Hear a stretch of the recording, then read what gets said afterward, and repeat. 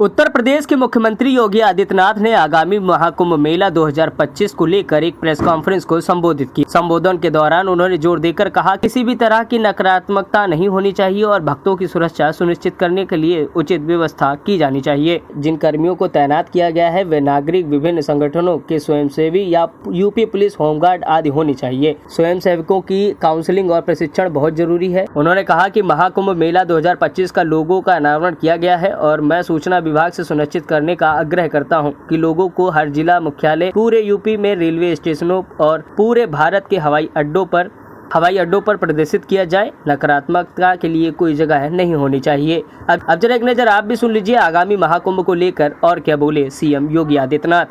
सबका स्वागत करता हूं। आज यहाँ पर हमें दुनिया के सबसे बड़े आध्यात्मिक और सांस्कृतिक इवेंट प्रयागराज महाकुंभ 2025 के लिए आयोजित इन बैठकों के क्रम में मैं आप सबका भी हृदय से स्वागत करता हूं। आज प्रातःकालीन सत्र से ही हम लोगों को प्रयागराज में आने, संगम तट पर मां गंगा, यमुना और सरस्वती के मिलन स्थल पर दर्शन करने का सौभाग्य प्राप्त हुआ। आरती और पूजन करने का भी अवसर प्राप्त हुआ। अक्षयवट, सरस्वती कूप आदि की सुंदरीकरण की योजना और लेटे हुए हनुमान जी के कॉरिडोर निर्माण के कार्य को भी और दर्शन करने का भी अवसर प्रातःकालीन सत्र में हमें हुआ है। प्रयागराज कुंभ महाकुंभ 2025 के लिए 13 अखाड़ों, खाक चौक, आचार्यवाड़ा और तीर्थ पुरोहितों के साथ हमारी बैठक संपन्न होने के बाद केंद्र और राज्य सरकार के विभिन्न विभागों के द्वारा महाकुंभ के लिए कार्य किस रूप में आगे बढ़ रहे हैं, इसके बारे में भी एक विस्तृत समीक्षा हम लोगों ने यहां पर की है। दिव्य एवं भव्य कुंभ के जो थीम प्रधानमंत्री मोदी जी ने 2019 में हम लोगों को दी थी, कुंभ भी स्वच्छ, सुरक्षित और सुव्यवस्थित हो सकता है। 2019 का प्रयागराज कुंभ उसका एक उदाहरण बना था। वह एक्सपीरियंस उत्तर प्रदेश टीम के पास है और उस अनुभव का लाभ लेते हुए 2025 के महाकुंभ की तैयारी युद्ध स्तर पर आगे बढ़ चुकी है। अब तक 5,600 करोड़ रुपए से अधिक की प्रोजेक्ट को, प्रयागराज को भी भव्य और सुंदर बनाना है। 2019 में प्रयागराज की शोभा पर पूरी दुनिया आकर्षित हुई थी। लगभग 25 करोड़ 24 करोड़ श्रद्धालु जनों ने प्रयागराज आकर के संगम में स्नान किया था और इतने बड़े आध्यात्मिक और सांस्कृतिक आयोजन में सहभागी बने थे। लगभग 100 के आसपास देशों के राजनेताओं ने भी यहां पर आकर के इस बड़े आयोजन में भागीदार बनकर के भारत की आध्यात्मिक और समृद्ध सांस्कृतिक परंपराओं का अवलोकन करने का उन्हें भी अवसर प्राप्त हुआ था।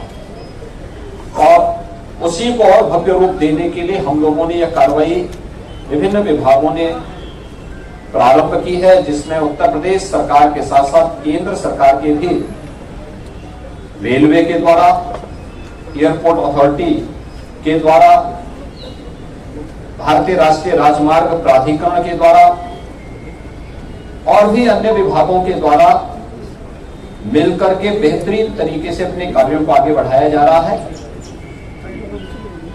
यद्यपि जब कुंभ का आयोजन होता है तो समय संगम में जल का जो स्तर होता है उस समय लगभग ये 8 से 10 हजार क्यूसेक वाटर वहां पे होता है।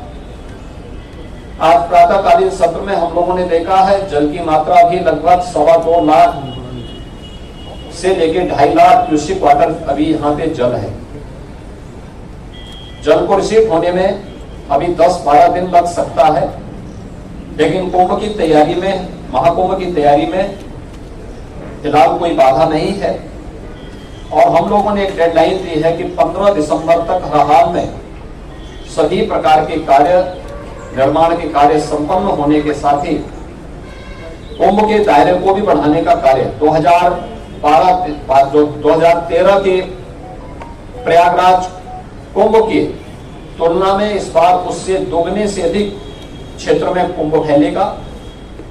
हमारा प्रयास होगा कि पीक डे के दिन जो मुख्य मुख्य पर्व हैं, पौष पूर्णिमा 13 जनवरी से लेकर के और महाशिवरात्रि 26 फरवरी तक, ये जो अलग अलग पर्व पड़ेंगे जिसमें पौष पूर्णिमा है, मकर संक्रांति है, मौनी अमावस्या है, बसंत पंचमी है, माघी पूर्णिमा है और शिवरात्रि है।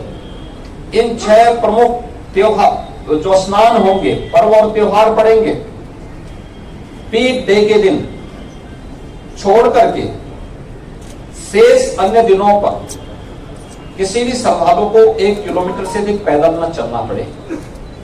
7,000 से अधिक परिवहन निगम की बसेज, शटल बसेज यहाँ पे सेवा के लिए लगाई जाएंगी, इलेक्ट्रिक बसेज लगाई जाएंगी और भी व्यवस्था यहाँ पर हम लोग देने का कार्य कर रहे हैं। प्रयागराज महाकुंभ के बहाने एक भव्य और दिव्य रूप में देखने को मिलेगा। सुरक्षा के लिए भी बेहतरीन तैयारियां की जा रही हैं। आर्टिफिशियल इंटेलिजेंस के टूल्स का भी इस्तेमाल किया जा रहा है और कहीं भी किसी भी प्रकार की कोई असुविधा नहीं होगी। जीरो प्लास्टिक के लक्ष्य को लेकर के प्रयागराज कुंभ को हम लेकर के चले हैं। जीरो लिक्विड डिस्चार्ज, किसी भी प्रकार का सॉलिड या लिक्विड डिस्चार्ज मां गंगा और यमुना में उस दौरान न हो, इसकी तैयारी। और जितने भी ड्रेनेज सीवर है ये सब तब तक टेप हो चुके होंगे या एसटीएफ में इन्हें डाइवर्ट करके या बायो रेमेडिएशन की पद्धति के माध्यम से हम उसे शुद्धिकरण से ही उससे डिस्चार्ज करेंगे।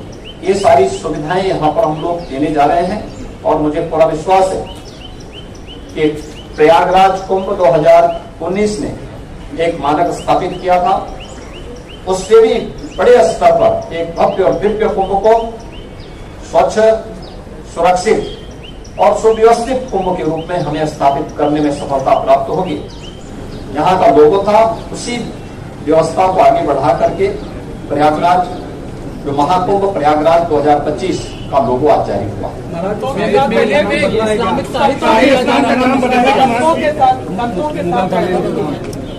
संतों के साथ बातचीत हुई है, बैठक हुई है और सभी लोग बहुत सकारात्मक भाव के साथ कुंभ के साथ जुड़ेंगे।